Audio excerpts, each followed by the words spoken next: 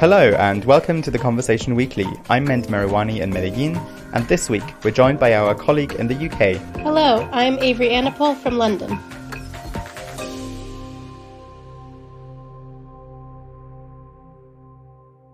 Avery, it's great to have you on the show. Thank you for having me. You've been working with us on an episode about migration, and you're someone who has migrated yourself, haven't you?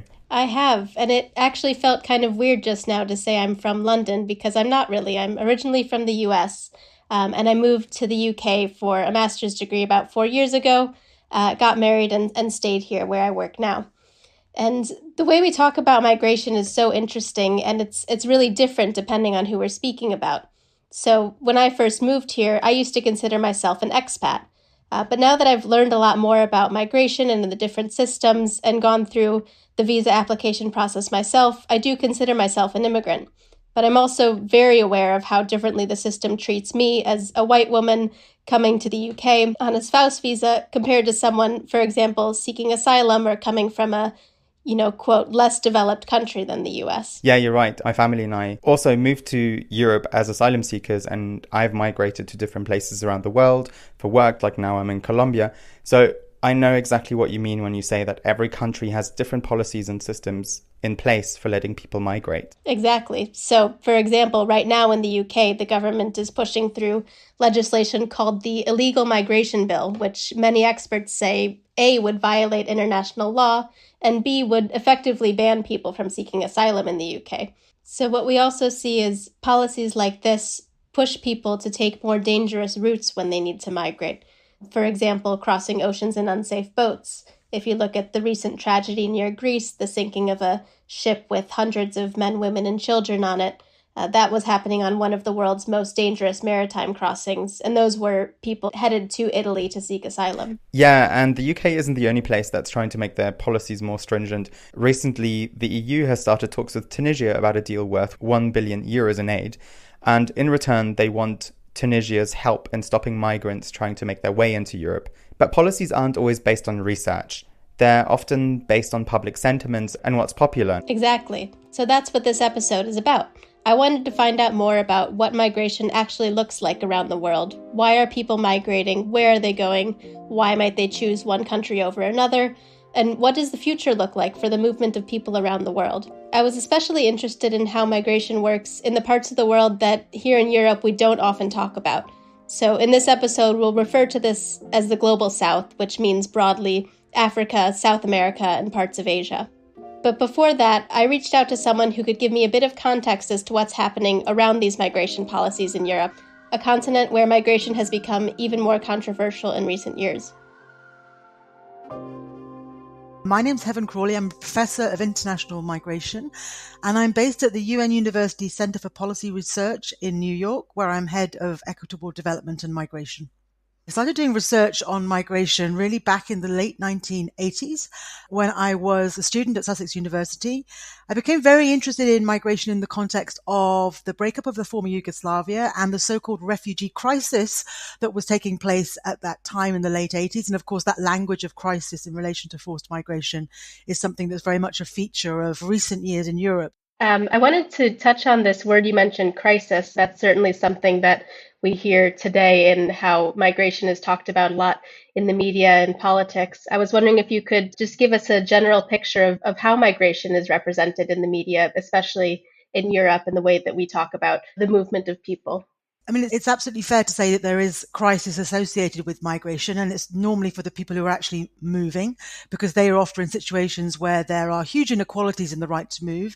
And unlike people like you and me who are able to move relatively freely and with opportunities to apply for visas, for work and study, etc., for other people, that's not the case. And so they have to move irregularly. They have to move without documentation often, and they find themselves in these terrible situations where they are caught up in these movements, often across seas that we've been seeing more recently, but of course often also across desert and areas which are very inhospitable. So for them, there's a crisis. But that, she says, is not usually what politicians or the media are referring to when they talk about a migration crisis. Normally, it's the representation of migration as a sort of threat, if you like, to our societies, to our economies, to our security. And that's a discourse and a representation that isn't particularly new, but has certainly become more prevalent over the last 10 years, I would say, and really highlighted in the so-called refugee crisis of 2015-2016, when more than 1 million people arrived across the Mediterranean and the Aegean Seas.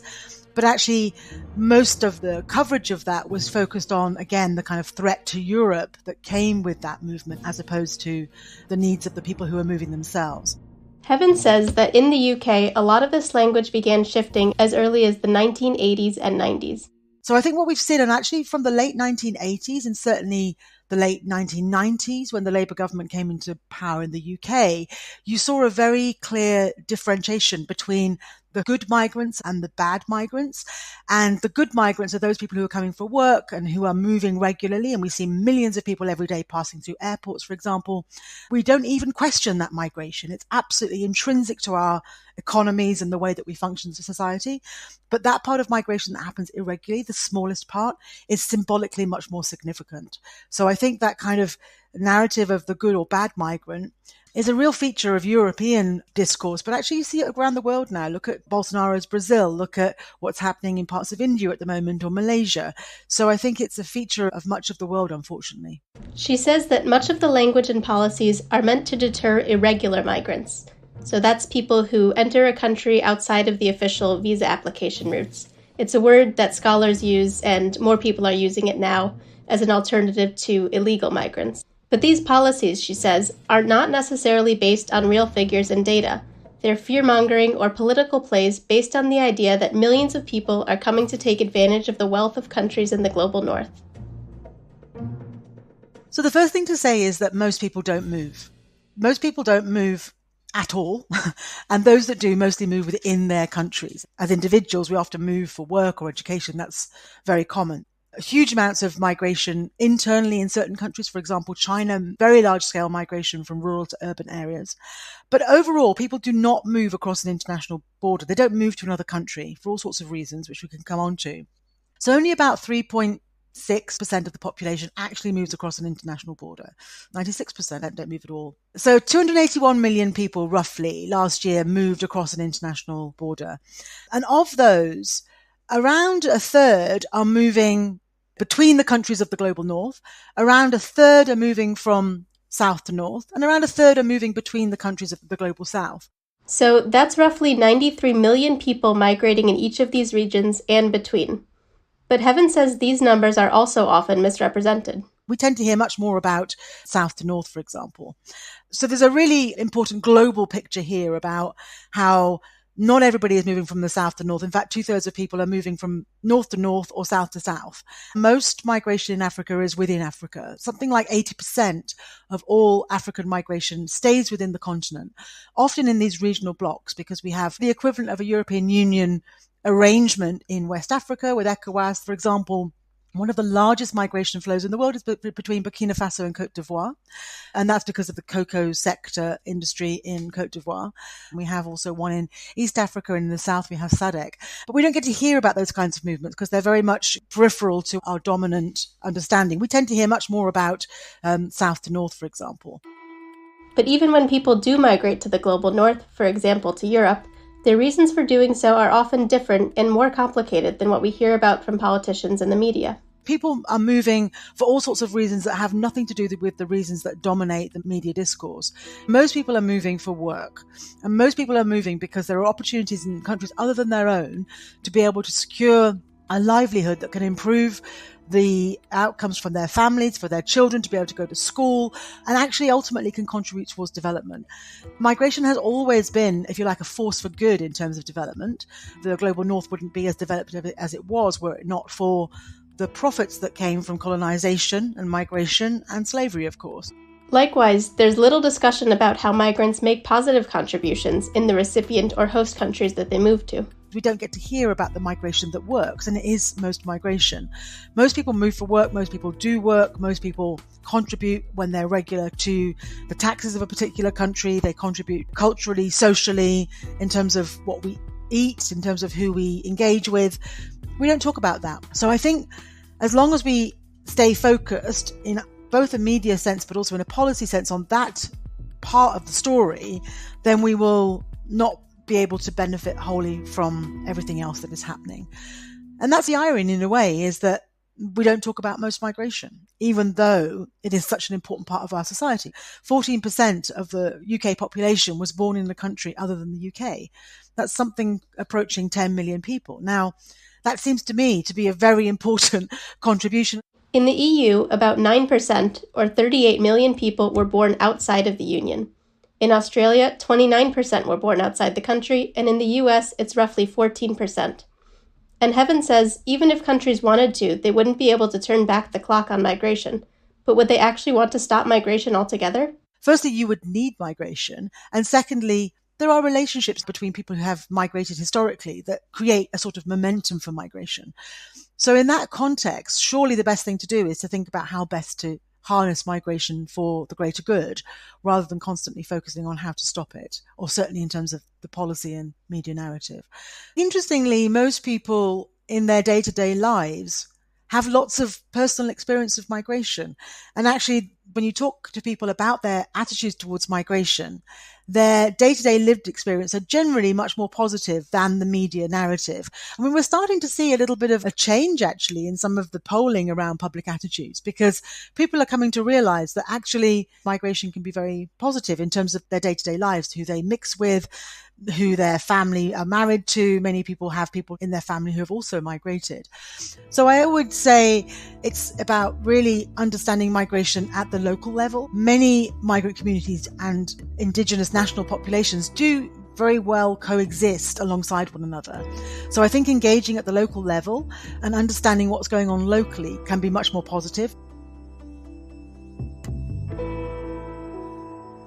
Avery, I really like Heaven's point about migrants being more woven into our personal fabric and our cities than some people like to think.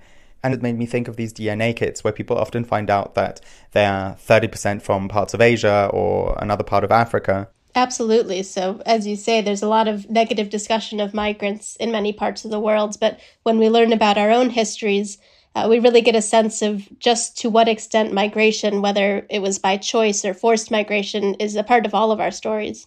But as Heaven says, a lot of the time when migrants are talked about in the media and politics in the global north, their incentives are misrepresented. There is often the assumption that people are coming to take advantage of welfare systems and jobs. So I'm wondering, do we actually have any research that's looked at the real reasons people choose to go to one place over another? That's exactly what I wanted to find out. So I spoke with Valentina Di Iasio at the University of Southampton. She's researched how migrants, especially asylum seekers, choose what country to go to. My name is Valentina Di Iasio, and I'm a research fellow at the University of Southampton. I am affiliated at the Department of Economics and to the Center of Population Change. In our work that is co-authored with Professor Jacqueline Waba, that is working at the University of Southampton as well, we analyze which are the main factors that determine the location choice of asylum seekers. And we were particularly interested in understanding which are the main pull factors that drive asylum seekers to choose a particular destination within the EU countries and to measure their relative importance. We also wanted to understand whether the location choice of asylum seekers is shaped in a different way from economic migrants. So therefore, we included all the pull factors that in the literature were found relevant for economic migrants. We tried to understand whether there were any difference with asylum seekers. Economic migrants and asylum seekers are considered two distinct groups of people. Economic migrants are driven mainly by the pursuit of better economic opportunities.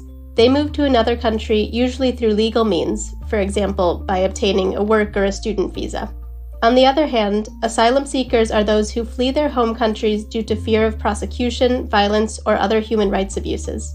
They often seek refuge and protection in another country through irregular means.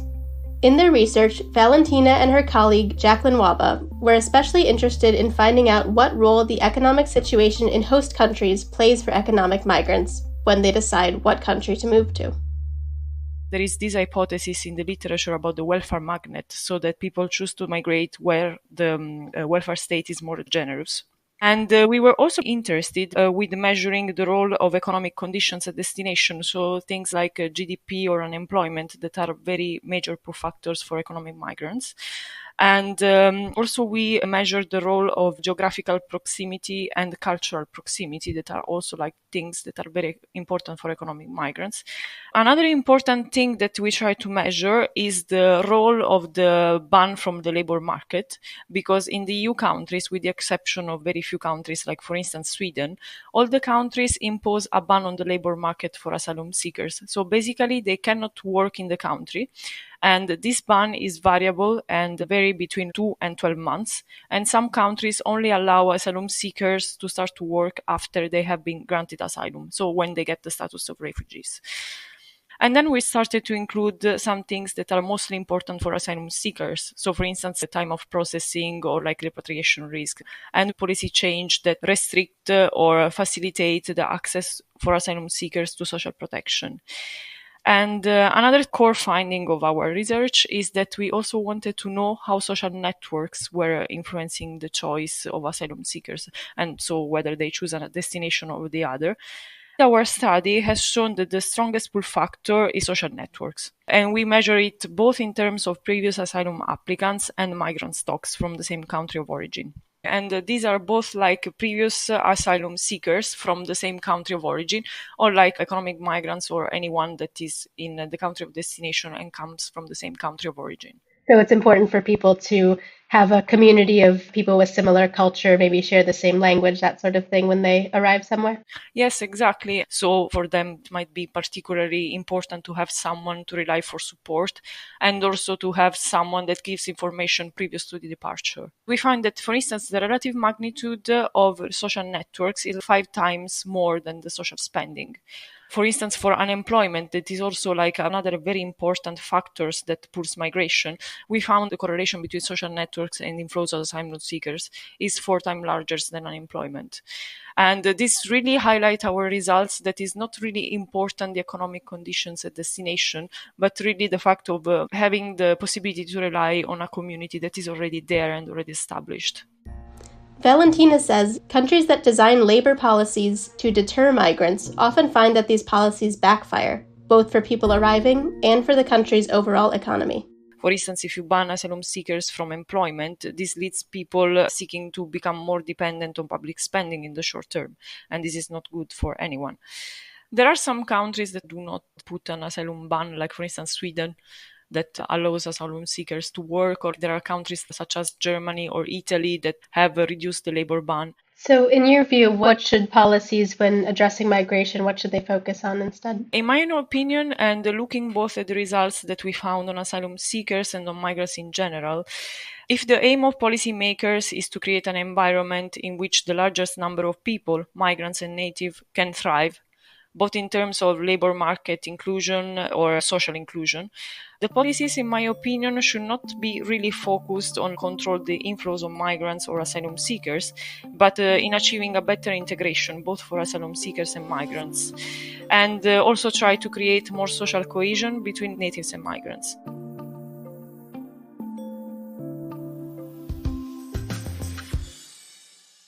Okay, so we've heard about people's incentives for migrating and for choosing one place over another, and we've also heard from Heaven that the vast majority of migration happens within the global south.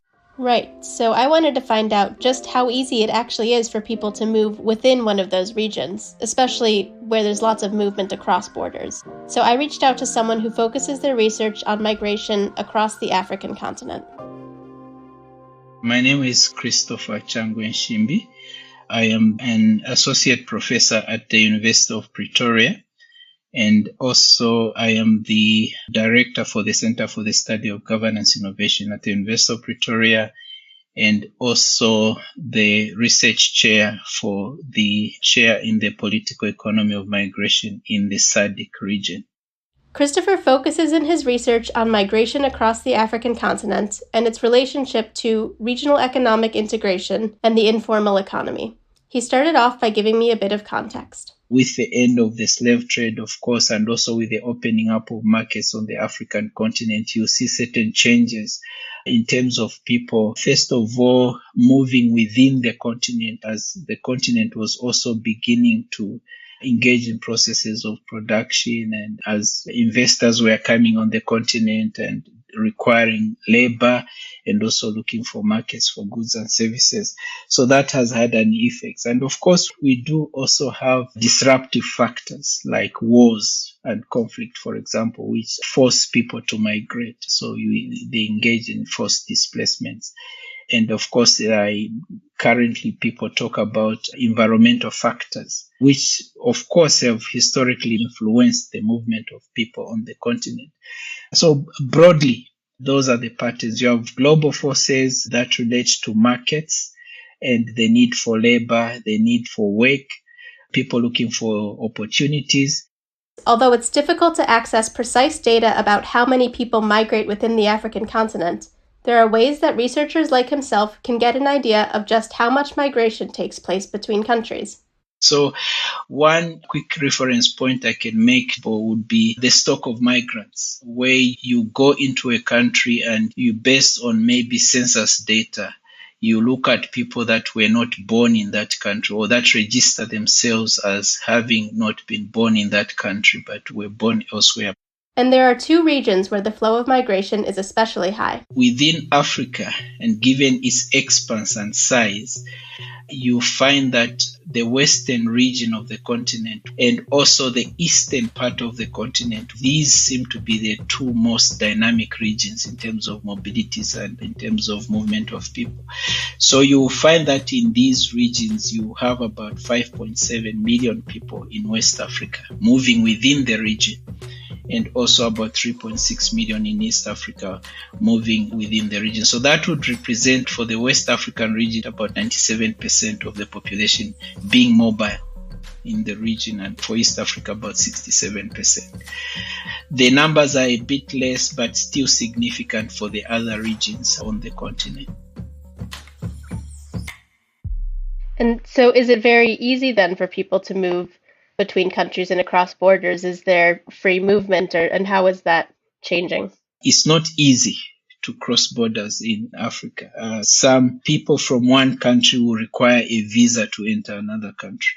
But there's been a bit of improvement. We have what is known as the Africa Visa Openness Index. The Visa Openness Index was established by the African Development Bank and the African Union Commission to measure the extent to which African countries are, quote, open to visitors and migrants from other African countries. It also encourages countries to adopt more progressive policies to allow for more travel, trade, and integration across the continent. And there seems to be a bit of improvement in the number and increase in the number of countries that do not require Africans to apply for visas before they start off for another African country. Although that still is very prevalent. Nowadays, an increasing number of countries will allow them to apply for a visa at an airport or at a border post when they arrive there. But still, mobility in that sense is not very easy on the African continent. We have African leaders trying to promote African integration, economic integration. We currently have what is known as the African Free Continental Trade Area. So within that spirit of integrating the African continent through trade and economically, there's also policies that would promote the movement of people along with the movement of goods and services across the continent. Christopher says that's because leaders recognize that their countries can benefit. First of all, if we focus on labor itself, if you free up the movement of people across the continent, then you open up opportunities for qualified and skilled personnel to be able to move to places within the continent where their services, their skills, their qualifications are needed and where they are lacking. And also with that movement, you allow for the generation of income or for the generation of capital. And in the reverse direction, people that would move for purposes of labor are able to provide what is popularly known as remittances. Remittances are when people who work and live in a foreign country send money or other resources back to their family and friends in their home country. but also it provides potential for the enhancing of social-cultural relations, improving the relations, improving issues of social cohesion across the continent. So there are tremendous benefits to the freeing of movement of labor. People are not only economic agents, but they are also social agents. They are agents of development, or they actually develop the continent or the countries where they visit. Are there any specific case studies or examples that you can give about how a very busy migration or mobility pattern might influence a region? When you talk about regional integration on the African continent, for example, and the mobility of goods and services, as well as the mobility of labor, you generally tend to get a picture that African integration has failed. It's not producing what is expected of it. So you will compare it with your European Union or your ASEAN and say maybe in the European Union there's over 50% of trade that is occurring, or exchanges in Asia you have your 16% and so on and so forth. But when you look deeper, you realize that actually there are these unrecorded and undocumented movements of people who move with goods, people who move to provide services, but also people who move for cultural reasons, for example, across the continent. And with those movements, actually, there's a lot of economic value that is attached to them. People move for purposes of culture, for example. They go to pay homage to their traditional authorities, which may find themselves in other countries, especially in borderland regions. In West Africa, we can talk about the Nigeria-Ivory Coast corridor there. A lot of trade happens formally within that region, but also there's a lot of informal trade that happens among the peoples in those regions, along with the cultural festivities and activities that I'm referring to. Also here in the Southern African region, there's a particular region that I have a lot of interest in, which is known as the Zambia, Malawi, Mozambique Growth Triangle. There's a lot of social activity that feeds into the economy that happens in that region. Most of it goes undocumented and unrecorded, but if you really make those observations and see what happens there, it's tremendous, it's magnificent, and it makes very positive contribution to the local economies as well as to the regional economy. But Christopher says the policies and actions of countries in the global north, which are getting stricter when it comes to migration, are also shaping the movement and migration patterns of Africans within Africa. When you start to see regions like the European Union engaging with African countries, or even the African Union, there is a sense in which, based on the information that is projected about migrants being a threat to high-income countries, the tendency seems to be to try and influence the movement, first of all, of Africans within the African continent, and influence in a negative sense, in the sense that the attempt is made to restrict their movement within the African continent, with the aim being to ultimately restrict their movement out of Africa.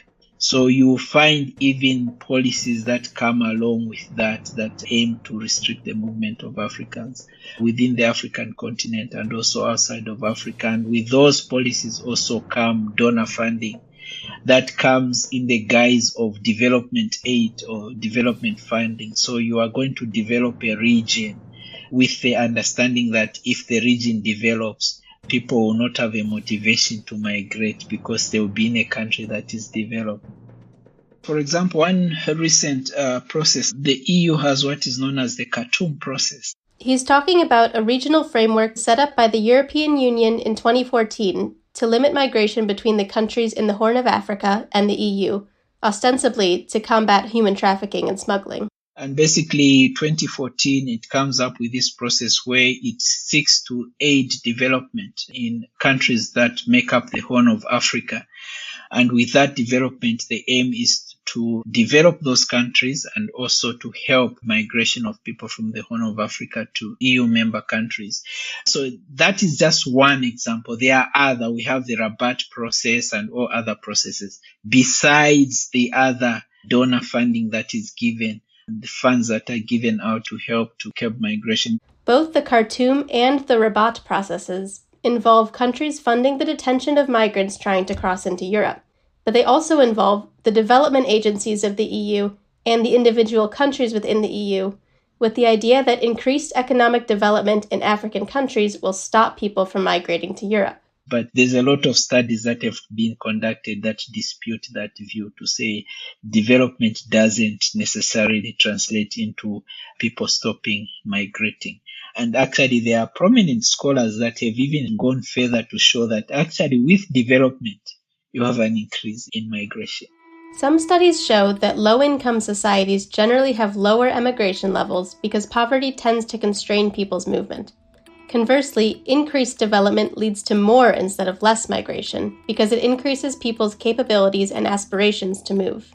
In addition, Christopher says, research and reporting has found that financing from the EU and other countries is, in some instances, even being used to fund violent groups that detain, torture, and abuse migrants. In 2018, for example, the British newspaper The Guardian found that child refugees were facing abuse and malnutrition in a network of 26 Libyan detention centers that the British government was helping to fund through various migration initiatives. Christopher says there is evidence that financing these frameworks, which are aimed at preventing migration, is actually leading to increased instability and therefore leading to more migration. There are records that show that the parties that were engaged not only to develop countries like Sudan and those in the Horn of Africa, but also besides providing those monies for development, there are parties that were given funds to actually go out and stop people from crossing borders. There's a study out of a think tank in the Netherlands that says that that's one of the ways in which the current rapid support forces that are fighting in Sudan somewhat gained traction because they were contracted to be among the parties that were involved in stopping migrants from moving across the Sudan into other countries with the aim of migrating to Europe. The Rapid Support Forces are a paramilitary force in Sudan, which was accused of committing human rights abuses in the Darfur region in the early 2000s and is now involved in an ongoing conflict with Sudan's army.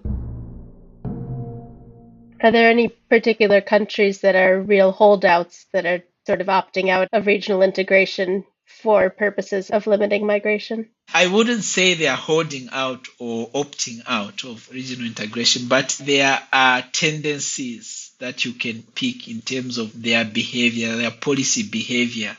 One is South Africa, where I am, and a lot is said about the country tightening its borders, particularly against undocumented migrants. So in that sense, there's a sense in which that works against the integration of the region. But also in the West African region, I can cite the example. At the height of COVID-19, actually, Nigeria did seal its borders against a number of its neighbors. And the reason that was given was that, first of all, the countries were riding on the Nigerian economy through imports of goods that were coming also outside of the ECOWAS region, but also that they were promoting organized crime, and therefore they had those borders closed. Those are not the only ones, by the way. There was a notorious case of the Uganda-Rwanda border that was closed for a long period and only opened up recently. Again, you have these accusations and counter-accusations of this country doing that and the other country doing that. But then you seal the border. And as a person who studies the informal economy, it's the informal trader on the ground who suffers because they depend on that trade for their livelihoods. So they are not able to export their goods, small quantities of goods, but they go a long way to help people meet their livelihood needs. So they are the ones that suffer at the end of the day. You're doing some research now on how the negative effects of climate change are impacting people's patterns of movement. Could you talk a bit about your ongoing research and what you've uncovered so far? So that research actually takes us back into history, but also in the contemporary times. Currently, we do have extreme weather patterns which lead to rapid onset factors that suddenly displace thousands of people. And that's something that the continent is grappling with currently. So we have areas, even here in South Africa, that in an unprecedented way have suddenly started to experience floods. The eastern part of Africa, actually going to Madagascar and those island states on that side of the continent, recently, maybe in the past 5 to 10 years, has really been experiencing these cyclones and storms. And the impact has been on flooding, which has displaced people. So that has contributed to forced displacement, and it has an impact on how migration is governed on the African continent. We're trying to understand how the continent is going to cope with people that are displaced by such weather patterns. But Christopher says the history of migration across the African continent suggests there are reasons to be optimistic. I'd like to be positively optimistic, and my optimism is based on the long-standing desire of African leaders themselves to integrate the African continent. If you look at what is known as the 1991 Abuja Treaty for the economic establishment of the African Economic Community, actually the African continent was the first to come up with a position on refugees in the world. In 2009, members of the African Union signed the Kampala Convention. This is the first legally binding treaty in the world that requires states to protect and assist people who are internally displaced by armed conflict, natural disasters, and large-scale development projects in Africa. I think it can easily be extended to people that are displaced by extreme weather patterns and climatic conditions. So at least from a policy point of view, the continent does make provision and finds it acceptable to host refugees. And there are shining examples on the continent of countries that, though poor, but they host large numbers of refugees. If you look at countries like Uganda, for example, sometimes I even wonder why it is said that Europe or the EU had a migration crisis in 2015 when they received about 1 million migrants. It's a bit ridiculous, because if you look at countries like Uganda, they host over 1 million refugees. Poor country, but they take care of them. They provide them with land to make a living while they are forcefully displaced before they can make their way back to their country. So in that sense, the continent has been hospitable to refugees. And I would like to think that with an increasing in tendencies of extreme weather patterns, I would like to think that they work around existing policies and that sense of hospitality of hosting people that are displaced by natural forces or even by war to take care of them.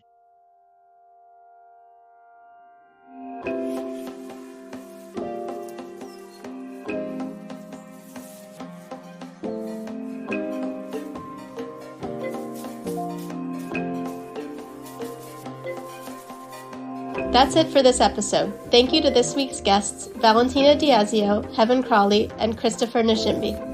You can find us on Twitter at TC_audio, on Instagram at theconversation.com, or email us at podcast@theconversation.com.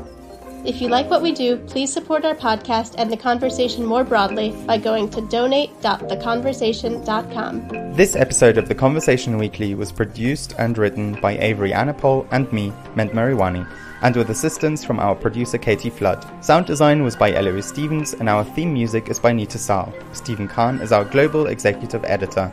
Alice Mason runs our social media, and I'm also the show's executive producer. And I'm Avery Anapol. Thanks for listening.